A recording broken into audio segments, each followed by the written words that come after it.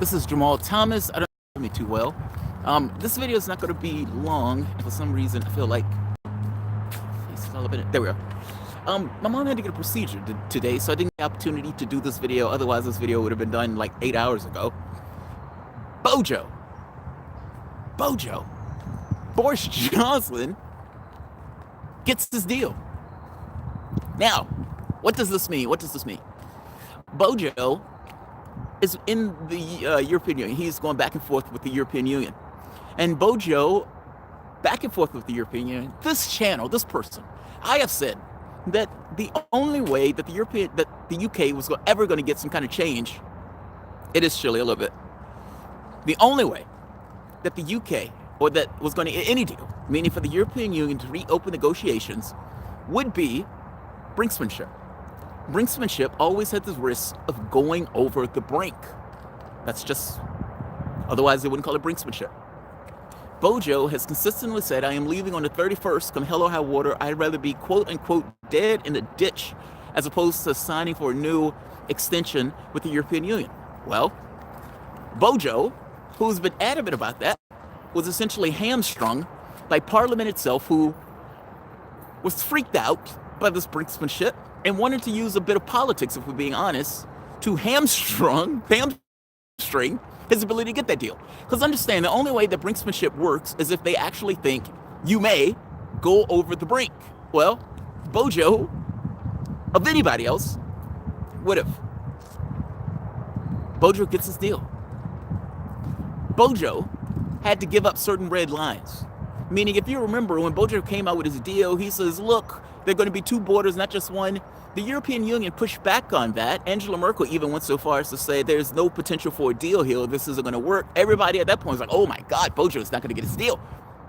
And then the news broke that they were in talks. They were in, quote unquote, the tunnel.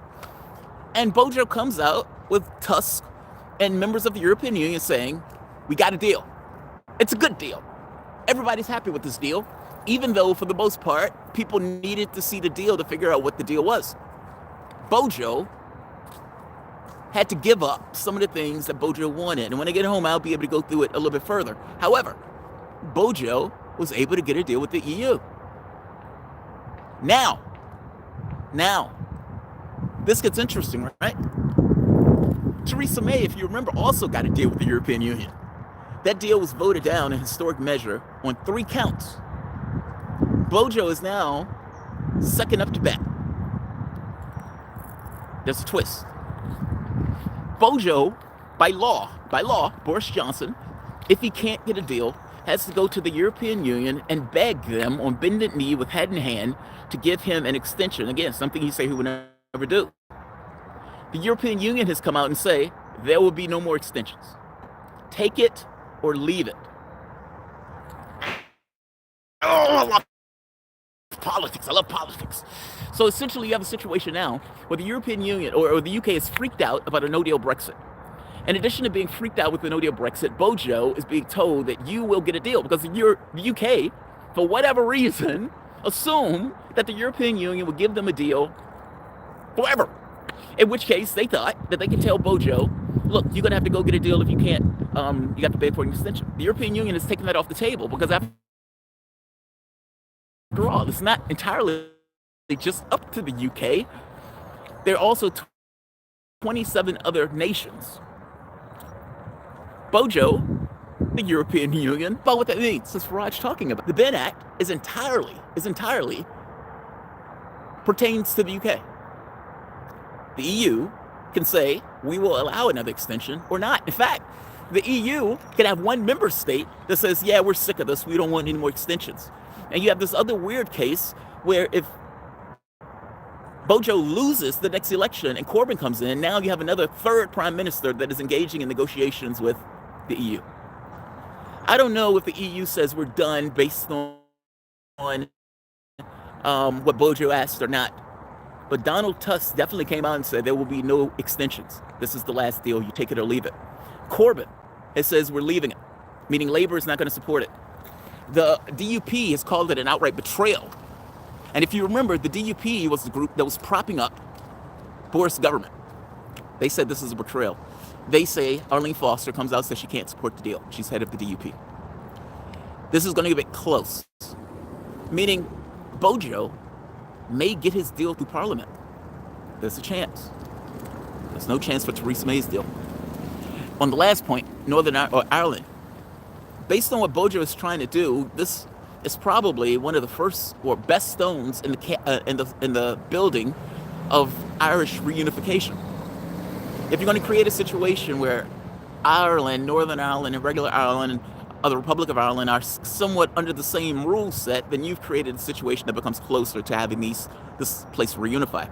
I don't think Bojo cares. And in the polling that I've seen, I don't even think the UK all that much, meaning Britain proper, cares. Northern Ireland cares. Northern Ireland is not happy about this. So we'll see. I don't know. Apparently there's some Labour members that may actually support this deal, especially if it's a situation where you either take this or you leave without a deal, which seems to be the way this is setting up. There's going to be a vote in Parliament. This vote ultimately is either going to be you accept my deal or you get no deal at all. And it's not going to matter if Boris Johnson signs a thing begging for an extension when the the EU has just said we will not allow any additional extensions. The end run, the feather in Boris Johnson's cap, the way he got out of it may be that he said, I will leave on the 31st. There will be no extensions. I'd rather be dead in the ditch. No deal or my deal. And in this case, he gets a deal. The catch becomes, does the UK Parliament agree with it? And if they do, if Bojo, and I'm saying this as a Jeremy Corbyn supporter, if Boris Johnson gets his deal and the UK Parliament ratifies that deal, now keep in mind, they shouldn't ratify the deal because this is going to deal with them leaving the European, and that's not true. That's not true. I can't say that. I don't live there. All I'm saying is Bojo got a deal. If the Parliament ratifies that deal, Bojo will win the next election in spades. How could he not? He said, I'm the guy to get you the deal. I'm the guy who's going to leave on the 31st with or without a deal. And at no point he's ever said he was going to get an extension. He said that was off the table. They did their best to try to force him. And this is not a rah-rah Johnson. This is just literally a depiction of reality. Johnson did everything in his power to get that deal, and Labour and opposition did everything in his power to stop him from doing that. He got his deal. If he gets that deal through Parliament, even if you're a Corbyn supporter, even if you're a Labour supporter, what does that mean for the next re-election? I ask you. I'm not even going to answer that question. What does it mean for the next election if Bojo gets his deal, gets that deal ratified, even having defectors from Labour join the deal? What does it mean for the next election? Does that make his chances better or worse in the next election? Grant Garvis, what's the deal? Terms and conditions need to be known before they criticize. Agreed. Agreed. I'm only telling you the politics right now. I haven't had the opportunity to go through the deal. I'm discussing purely the politics. Whether the deal is good, bad, somewhere in between. I mean, they were talking about additional borders, and if I'm being honest, any notion of a border in Northern Ireland or in Ireland seems to be a fail, especially from the standpoint of Good Friday Agreement, and even doing anything to kind of trespass on that would seem to be a fail. One catch. All the incentives in Boris Johnson's toolkit is for him to get that deal. He has no choice. He has staked all of his political capital that he's either going to have a deal or leave. The deal is almost less relevant from the standpoint of Boris Johnson and what he needs to do in a political sense. He was going to do everything that he could to get that deal because he understood what it meant for him politically if he had to get an extension or if he didn't get one. He had to budge on his red lines, and there were things that Bojo said he was never going to do that apparently he did, especially with this notion of Northern Ireland. But it seems like he got his deal. Let's see. Let's see if it passes the UK Parliament. This is going to be a fascinating vote. There was no penchant for Theresa May's deal for passing in Parliament. None. Theresa May's deal was voted down in historic measure. That's not true for Bojo's deal. It's not true for Bojo's deal. Apparently, he has numbers where this vote is going to be extremely close. So, I'm going to end this here. I'm going to go check up on my mama, make sure she's good. We're about to leave. But I've been trying to get this video out for a very long time, but they brought her back sooner than we expected, in which case I was just with her. Like, share, subscribe. I'll be back giving a little bit more details. Parliament is going to come back and vote on this because they need to vote on this sooner rather than later.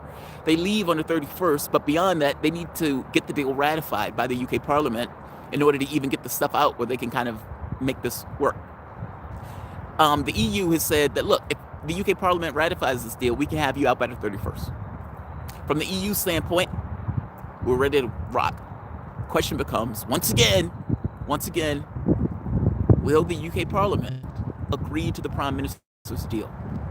He has some Labour support, so maybe. Like, share, subscribe. I'll see you guys this evening.